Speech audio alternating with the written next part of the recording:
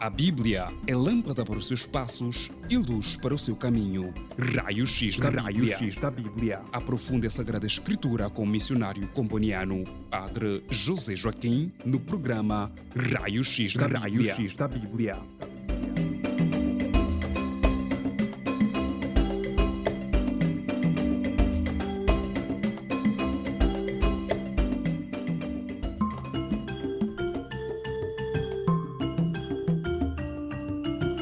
Estimados ouvintes, bem-vindos a mais um Raio-X da Bíblia. O tema de hoje é o que concretamente esperamos do Messias. E como de costume, começamos com uma oração. E tomamos o Salmo 70, do versículo 1 ao versículo 6. Em nome do Pai, do Filho e do Espírito Santo. Amém. Ei em vós, Senhor, que procuro meu refúgio. Que minha esperança não seja para sempre confundida. Por vossa justiça livrai-me, libertai-me. Inclinai para mim os vossos ouvidos e salvai-me. Cede-me uma rocha protetora, uma cidadela forte para me abrigar. E vós me salvareis porque sois meu rochedo e minha fortaleza. Meu Deus, livrai-me das mãos do iníquo, das garras do inimigo e do opressor. Porque vós sois, ó meu Deus, minha esperança. Senhor, desde a juventude vós sois minha confiança. Em vós eu me apoiei desde que nasci. Desde o seio materno sois meu protetor. Em vós eu sempre esperei. Amém. Em nome do Pai, do Filho e do Espírito Santo. Amém. Então, dizíamos o tema que vamos abordar hoje é o que concretamente esperamos do Messias. Agora, na tradição de Israel, como em muitas tradições do mundo, também nas tradições africanas e moçambicanas, a chegada de um príncipe ou de um hóspede importante cria expectativas. Quem é? O que traz? Como acolhê-lo? O que oferecer-lhe para que se sinta em casa? Então é este tipo de perguntas que também deveria inundar os nossos corações com relação ao Messias Jesus, ao hóspede que acaba de nascer nas nossas famílias, acaba de nascer no nosso país, acaba de nascer neste mundo. Não bastam os preparativos para o receber, mas também é preciso saber o que é que ele nos traz para não esperarmos em vão. E vamos estudar o capítulo 9 e versículo 5 do livro de Isaías. Vamos prescrutar este versículo a partir do texto hebraico, de uma maneira, e o faremos de uma maneira muito simples e, oxalá, também clara, para que, embora talvez alguns ouvintes não conheçam o hebraico, mas possam na mesma perceber de fato em que consiste esta esperança no Messias, ou de fato o que é que podemos esperar deste hóspede. E este versículo 5 do capítulo 9 do profeta Isaías dá-nos algumas indicações, não é? Do tipo de esperança, ou do que é que podemos esperar, ou devemos esperar do nosso hóspede, o Messias Jesus. O primeiro ponto é a pequenez. A pequenez. É o que ele nos traz. É o dom que o Messias nos traz e que devemos esperar dele, a pequenez. Diz o texto, nas primeiras palavras, diz: porque um menino nos nasceu, não é? Um menino nos nasceu e ele falta futuro, ruirá. Foi o que vimos nos grandes projetos da história. Cristãos que buscavam se impor com a força, com a grandeza, as conquistas. Mas o reino de Deus brota no pequeno, sempre no pequeno, a pequena semente, a semente de vida. Então, o que esperar do Messias? Simplesmente o dom da pequenez. para nós, para cada um de nós, para mim, para vós, queridos ouvintes, a pequenez, para a igreja, a pequenez para todos aqueles que seguem o Messias. Segundo ponto, o que é que podemos esperar do Messias? Um coração livre para doar-se. Um coração livre para doar-se. Então, aqui encontramos um verbo que se usa aqui no texto, o verbo natan. O verbo natan é doar, mas aqui é usado naquilo que poderíamos chamar mais ou menos como um passivo. Então, um filho nos foi dado. Um filho nos foi dado. Ben, diz aqui, Ben nitan. Então, um filho nos foi dado. Então, este verbo natan, e na sua flexão passiva, não é? Nitan, quer dizer, nos foi dado. Alguém nos deu esse filho. Estamos a estudar este versículo 5 de Isaías 9. Então, um filho nos foi dado. Usa-se o verbo dar, mas no passivo. Alguém nos deu esse filho. Deus doa o seu filho. E o filho doa-se a nós. Então, esta ação de doar o filho para que esteja a serviço da humanidade é contrária àquela dos escravos, aquela de vender o filho, que também acontecia muito naquele tempo.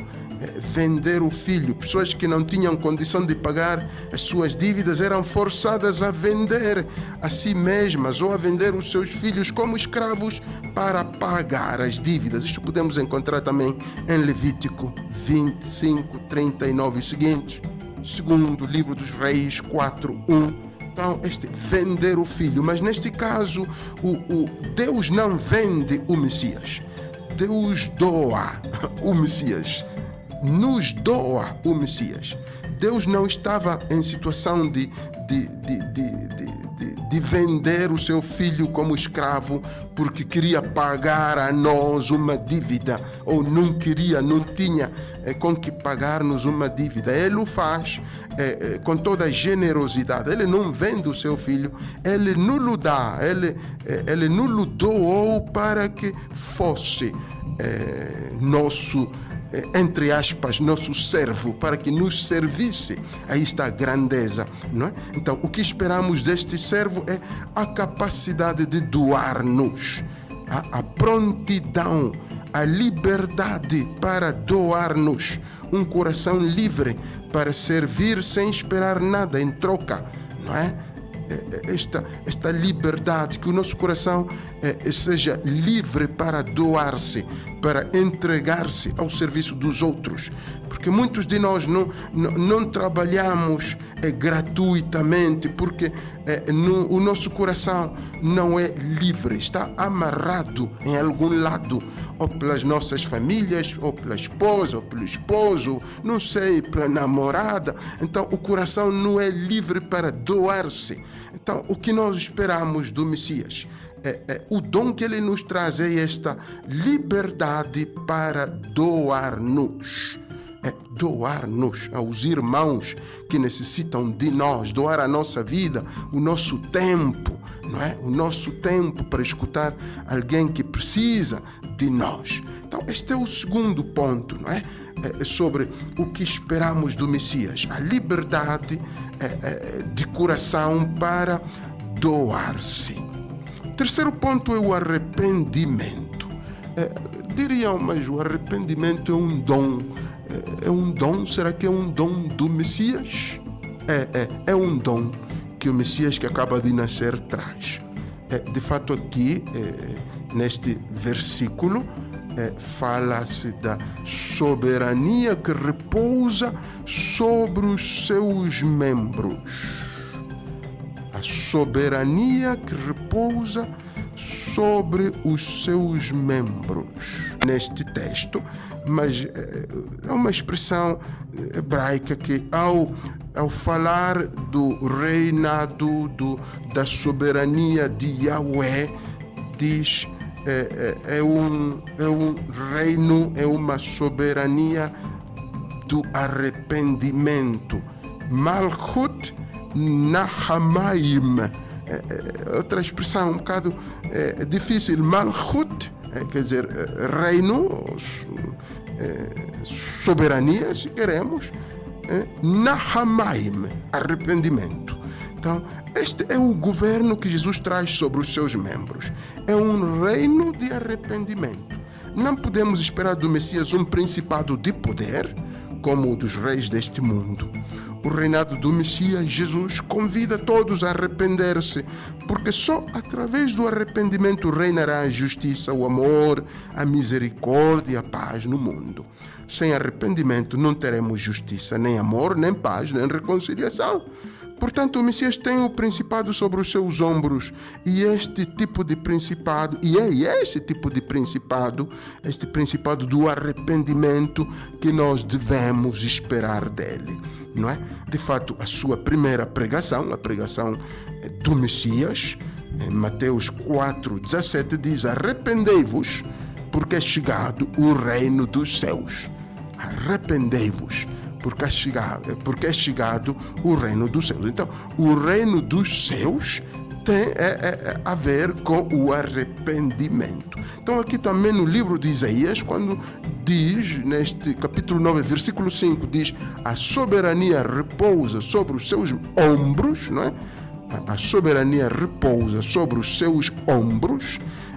Fala-se mesmo da soberania do reinado do arrependimento. Então, que haja arrependimento. Todos nós que acolhemos o Messias devemos abraçar o caminho do arrependimento, porque é o dom que ele nos traz. E dizíamos, não esperamos do Messias muito dinheiro, não esperamos do Messias muita riqueza, não esperamos do Messias bens materiais, mas esperamos estes dons que estamos a abordar hoje, e este terceiro dom dizíamos que era o arrependimento, inspirados nesta expressão que os hebreus costumam proferir, o Malchut Nahamaim, quer dizer, o reinado do arrependimento. Quer dizer, todo aquele que recebe o Messias deveria entrar e considerar-se membro deste reinado do arrependimento, para que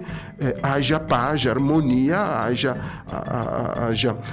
harmonia e tranquilidade, haja reconciliação no mundo. Deve haver arrependimento. Convido-vos a uma breve pausa e voltamos dentro de instantes.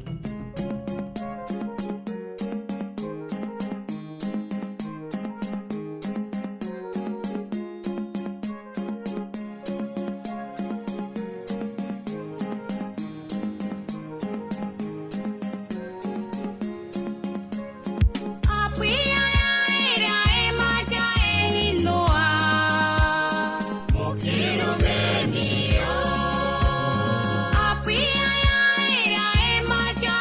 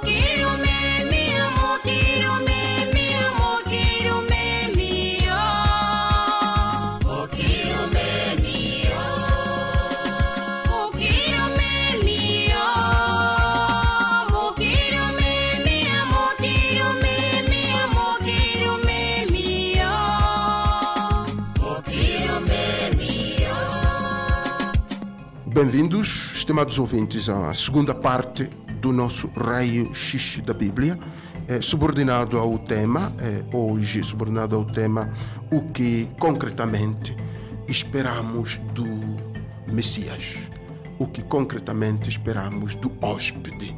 Nós estamos em tempo de advento, mas temos o hóspede entre nós, já nasceu Jesus, o nosso hóspede. Então, o que de fato esperamos dele? Então, o quarto ponto é esperamos do Messias o conselho. Diz o texto que estamos a estudar, de Isaías 9:5, que este menino que nasceu, este filho que nos foi dado, cujos ombros repousa a soberania, este menino chama-se Conselheiro Maravilhoso. Conselheiro Maravilhoso. Agora, conselheiro é Yoat, em hebraico, Yoat, isso não é muito difícil. Agora, este Yoat é um conselheiro, é um homem também na tradição, na cultura dos hebreus. O Yoat geralmente é um idoso, uma pessoa já com muita experiência, que inspira confiança, os seus conselhos inspiram confiança. Então o profeta Isaías usa esta imagem para descrever o menino que acaba de nascer e diz que é um Yoat, é um conselheiro, é quase já um adulto, já velho, já idoso, ancião, que tem conselhos que inspiram confiança. É importante, eu penso que é muito interessante esta profecia de Isaías, não é? Neste termo Yoat, conselheiro, que diz que é muito maravilhoso, é relevante, tomamos a peito isto. Nós que assistimos a jovens desorientados, adolescentes confundidos, a pais que não sabem como lidar com seus filhos, que a saída é acolhermos os conselhos deste Messias. É o dom que ele nos traz. Ele nos traz conselhos para nós, conselhos para a nossa vida. Agora, o Papa Emérito Bento XVI dirigia-se em fevereiro de 2011 à comunidade Emmanuel, dizendo: num mundo muitas vezes desorientado e à procura de novas razões de vida, a luz de Cristo deve ser levada a todos. Sede no meio dos homens e das mulheres de hoje, fervorosos missionários do Evangelho, sustentados por uma vida radicalmente tomada por Cristo. Tende sede de anunciar a palavra de Deus. Então, anunciar a palavra de Deus é ser um Yoat, um conselheiro, cuja mensagem inspira confiança. Agora, perante a realidade das seitas também, que desorientam, confundem, enganam, o cristão deve apegar-se ao Yoat, ao conselheiro Messias, ao conselheiro maravilhoso, a esse velho idoso que inspira confiança. É interessante também nas nossas culturas africanas, em Moçambique, também na cultura macua, nas outras culturas de Moçambique também, temos anciãos, temos idosos, cujos conselhos merecem confiança. Então, por que não tomarmos essa cultura, essa boa tradição, também aplicarmos-la a Jesus, ao Messias, ao nosso hóspede, como esse Yoat, que é muito mais do que os nossos idosos, mas esse Yoat cuja mensagem merece toda a nossa confiança. De fato, Job 12:13 diz: em Deus residem a sabedoria e o poder. A ele pertencem o conselho e o entendimento. Então, ao Messias pertencem o conselho e o arrependimento. Job 15:8, um certo Elifaz de Temá questiona Job: porventura escutaste os conselhos secretos de Deus? porventura escutaste os conselhos secretos de Deus. Então aqui sem dúvidas o que gostaria de desafiar a todos os que me escutam, os que acompanham este programa, a colocar-se esta pergunta de Elifaz de Temá, de Job 15:8. Jovens, vós escutais os conselhos secretos de Deus ou escutais outros conselhos? Adolescentes, será que escutais os conselhos secretos de Deus? Será que escutais o Yoat, o Messias? Doentes, idosos, pais confundidos, mamás tristes, enganadas, todo o povo moçambicano, todos os moçambicanos, toda a igreja. Será que escutamos o Yoat, o conselheiro, o Messias, que nos traz conselhos? Também neste contexto de guerra, neste contexto das dívidas, de uma situação financeira preocupante, muitos problemas sociais, somos capazes de escutar os conselhos secretos, subtis, os conselhos secretos do Yoat, não é? Do Messias, que nasceu entre nós, está a falar. Devemos escutá-lo. Ele está a falar, está a proferir os seus conselhos para nós. Será que escutamos os conselhos secretos deste Yoat, deste conselheiro daqui de Isaías 9:5, conselheiro maravilhoso? O quinto ponto é a fortaleza. Esperamos do Messias a fortaleza, o Deus forte, não é? El Gibor, diz o texto aí, o texto hebraico. El quer dizer Deus, Gibor, forte, Deus forte. Então é o outro nome do Messias que encontramos ali em Isaías 9:5, o Deus forte. Então esperamos deste Messias a fortaleza. Agora, Deus forte faz contraste com os deuses fracos, os ídolos, aqueles que não transformam vidas, têm ouvidos, não ouvem, boca e não falam.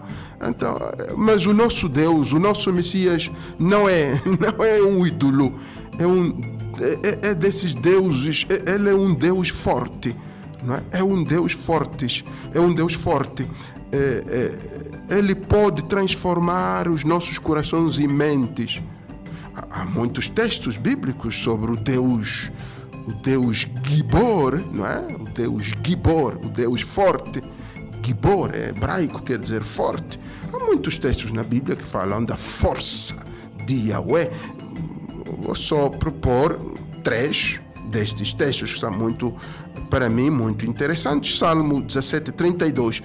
Afinal, quem é Deus senão o Senhor?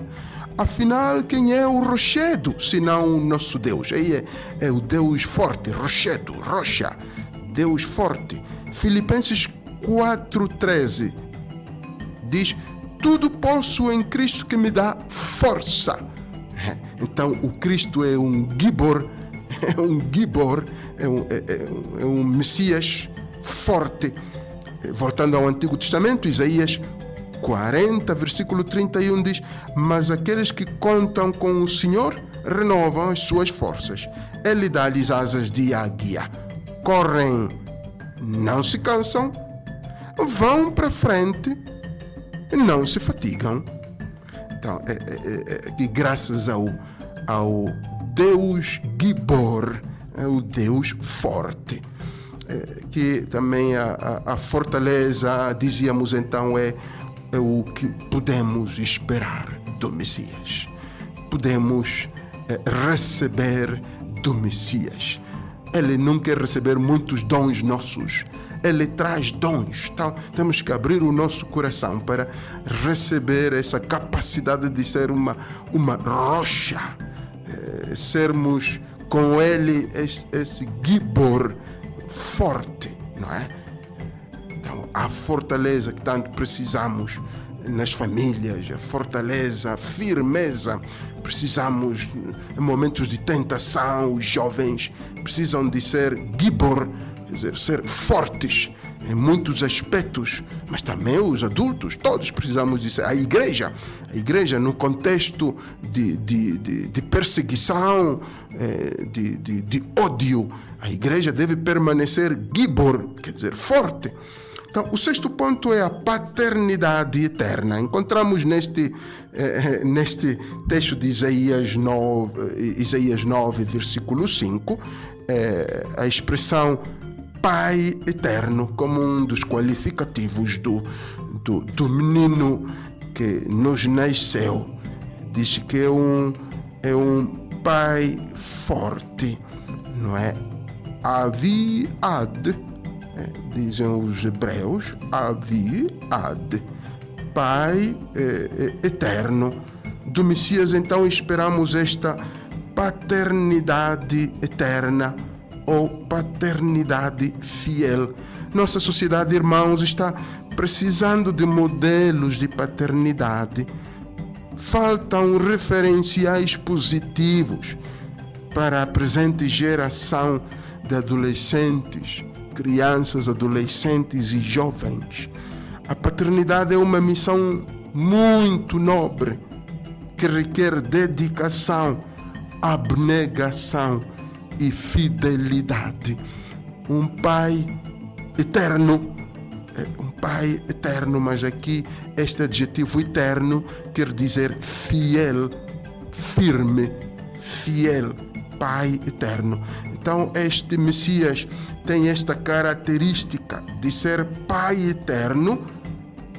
É uma característica, mas ao mesmo tempo é um dom que Ele pode dar-nos.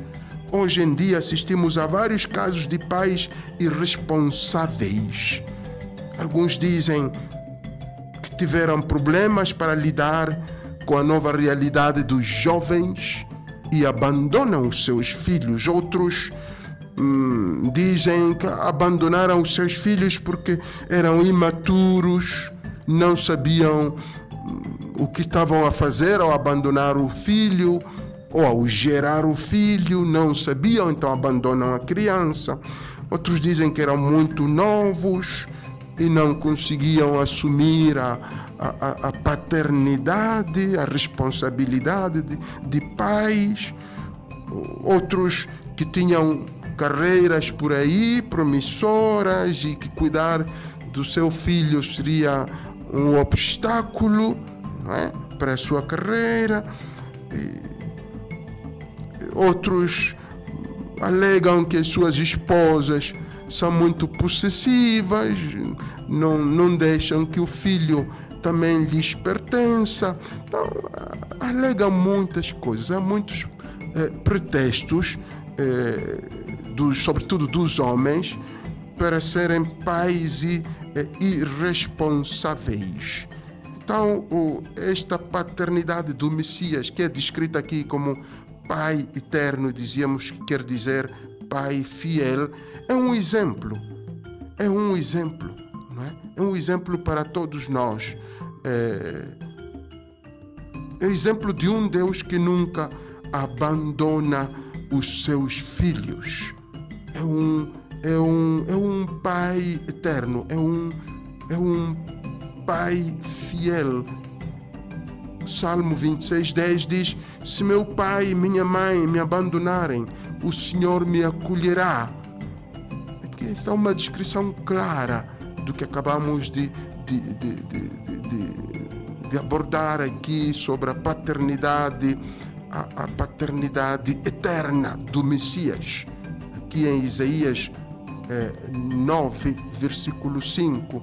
Então, se lemos o Salmo 26:10, fica claro: se meu pai e minha mãe me abandonarem, o Senhor me acolherá. Lucas 15, 11, 31, aquela parábola do pai misericordioso ou do filho pródigo, ali também está uma imagem clara da paternidade eterna, fiel, responsável de Deus. Portanto, a presença do Messias dá-nos a certeza de que Deus é um Pai fiel a nós e que nós, sobretudo aqueles que têm filhos, devem ser fiéis ao seu ser pai ou ao seu ser mãe. Devem ser fiéis, não obstante as dificuldades, não obstante os problemas, não obstante essa geração jovem que muitas vezes até é acusada de que é desobediente, de que estão só nas redes sociais.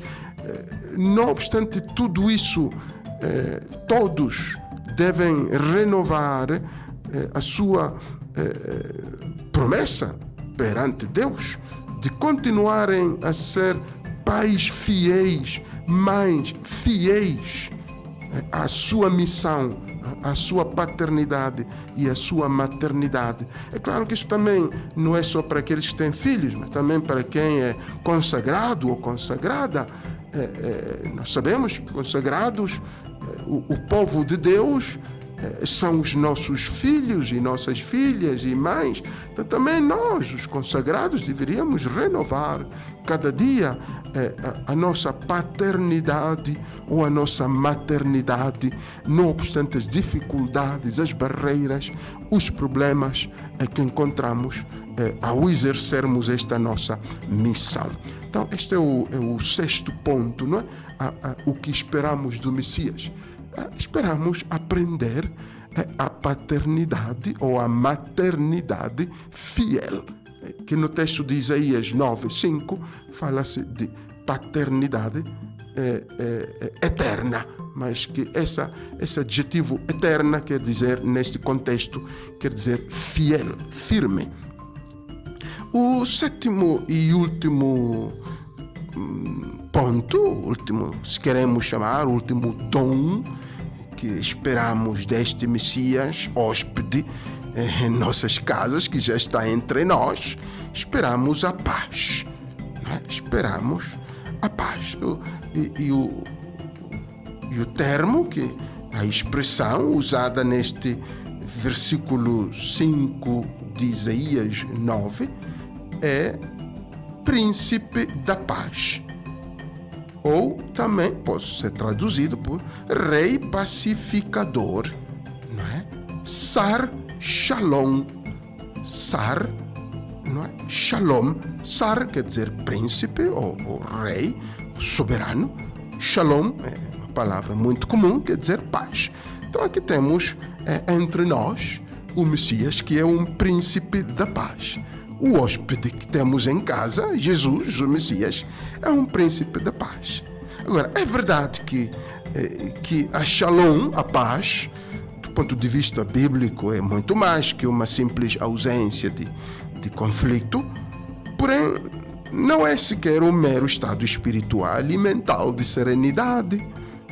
Shalom não é sentir-me tranquilo e indiferente na guerra e nos problemas. Estar ali indiferente a tudo, como se nada estivesse a acontecer. Agora, Shalom, esta paz, Shalom, é um dom do Messias que é acolhido e torna-se realidade sempre e quando nós nos tornamos pacificadores. Isto é Mateus 5:9. Felizes os pacificadores. Eirenopoioi, diriam os gregos, o texto grego. Eirenopoioi, aqueles, os fazedores da paz. Eirenopoioi. Então, os construtores, os promotores, os fazedores da paz. Então, se não formos fazedores de paz, não estaremos honrando o hóspede. O hóspede que está entre nós. Deve haver paz, deve haver ausência de conflito para podermos construir uma verdadeira shalom, uma verdadeira paz. Algumas afirmações do Papa Francisco sobre a paz, quando da sua visita a Moçambique no ano passado, ajudam-nos a captar a ideia da Shalom, do hóspede, o Messias Jesus, o nosso hóspede. Gostaria de retomar algumas afirmações do Santo Padre. A primeira é: a paz não é apenas a ausência de guerra, mas o empenho incansável, especialmente daqueles que ocupam cargos de maior responsabilidade, de reconhecer, garantir e reconstruir concretamente a dignidade tantas vezes esquecida ou ignorada de irmãos nossos. Então, este empenho incansável, diz o Santo Padre, especialmente daqueles que ocupam cargos de maior responsabilidade. Por que não voltarmos a estas afirmações do Papa, nós que acabamos de celebrar o Natal, que acabamos de acolher o hóspede que é príncipe da paz, e para não continuarmos a ter aí um hóspede e fazermos o contrário do que ele nos traz, não é? Ele nos traz a paz e nós fazemos a guerra, ele nos traz a reconciliação e nós vivemos sempre em conflito. Por que não também acolhermos o dom da paz, sendo verdadeiros fazedores da paz, partindo das relações também no nosso lar, na nossa família, no bairro, nas nossas igrejas, que haja paz, sejamos fazedores da paz, não é? Porque o hóspede é um soberano, é um príncipe da paz, é um Sar Shalom, é um príncipe. Então, de fato, não é só um fazedor, um construtor da paz, é um Sar, é um rei, é um príncipe da paz. Toda a paz reside nele, reside neste príncipe. Então, o hóspede que temos em casa, irmãos, é um hóspede importantíssimo.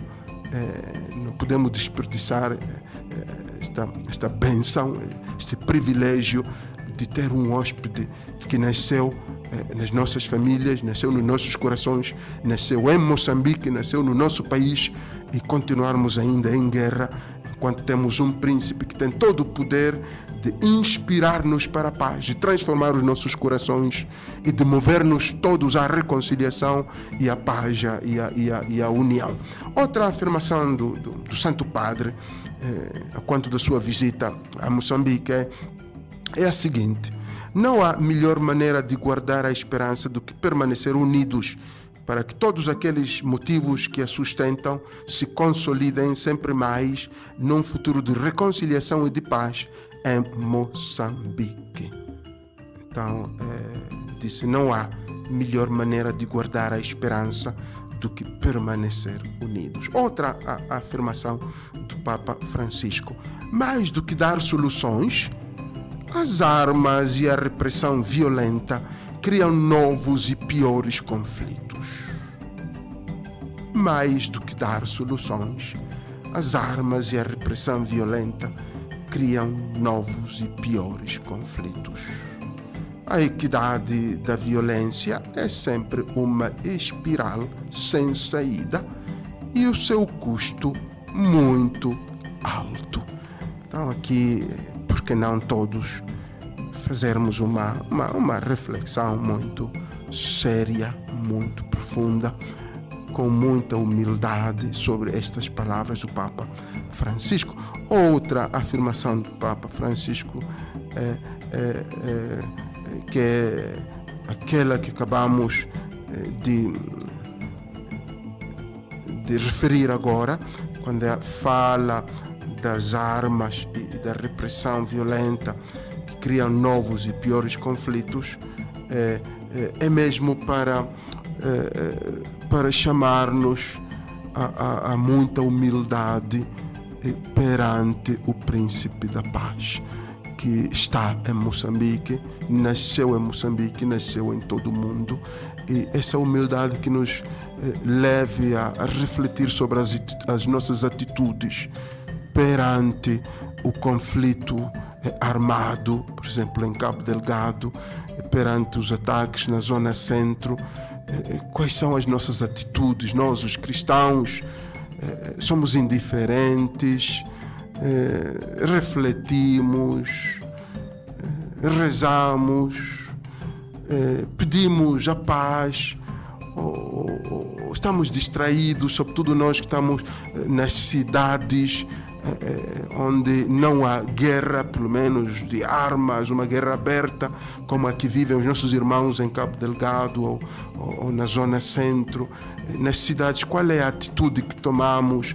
Também no campo, nessas zonas onde se vive uma relativa paz ainda, qual é a nossa atitude perante isto? Toca-nos, sentimos na nossa pele esta realidade, na nossa pele sentimos esta realidade. E o que é que podemos fazer perante esta realidade? Temos o príncipe da paz conosco. Por que não deixar-nos inspirar? Por que não deixar-nos inspirar pelos ideais deste príncipe da paz? Então, queridos ouvintes, que a presença do Sar Shalom, deste príncipe da paz, transforme os nossos corações, sobretudo os corações daqueles que só pensam em fazer guerra e querem enriquecer-se do sofrimento, das mortes dos inocentes, de tantos moçambicanos. Que este Sar Shalom, que este príncipe da paz, nos indique o caminho para uma paz duradoura em Moçambique.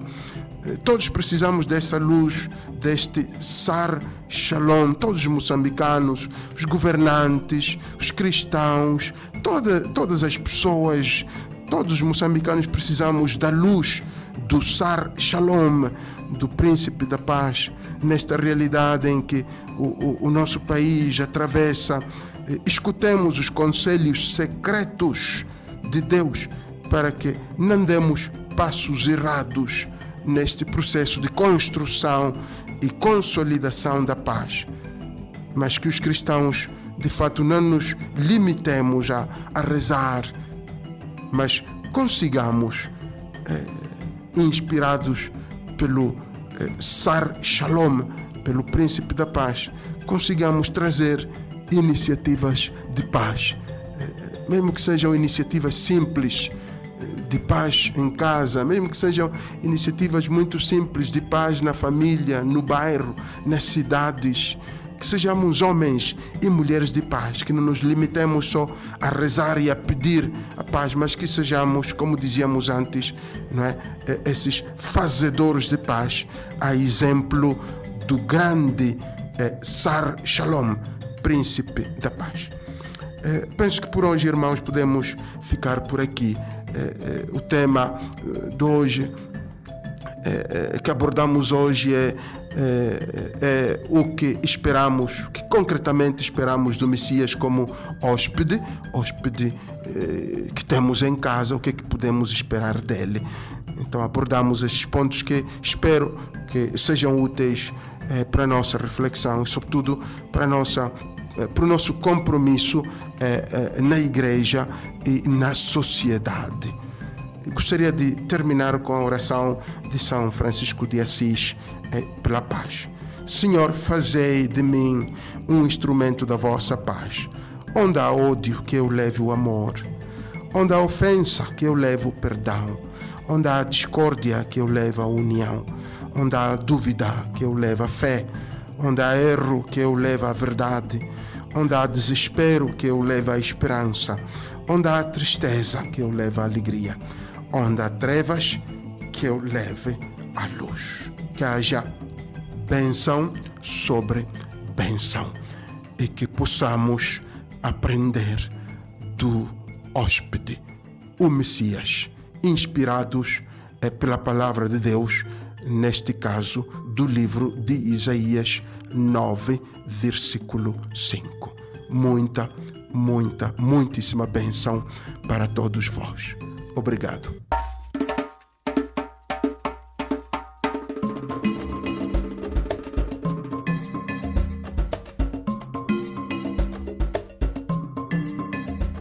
A Bíblia é lâmpada para os seus passos e luz para o seu caminho. Raio X da Bíblia. Aprofunde a Sagrada Escritura com o missionário comboniano, Padre José Joaquim, no programa Raio X da Bíblia.